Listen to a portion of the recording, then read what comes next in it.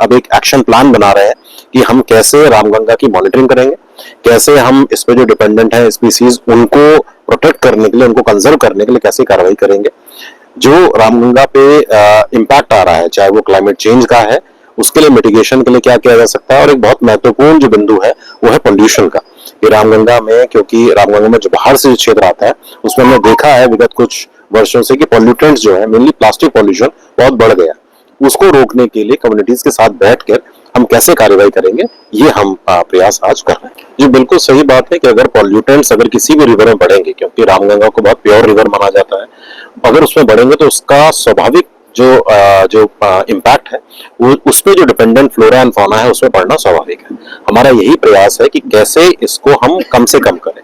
उसके लिए, क्योंकि जो रामगंगा कॉर्बेट के अंदर बह रही है उसमें बहुत ज्यादा पॉल्यूटेंट नहीं जाता, क्योंकि कॉर्बेट एक प्लास्टिक फ्री जोन है, बहुत लिमिटेड लोग उसमें जाते हैं, तो वो नहीं होता।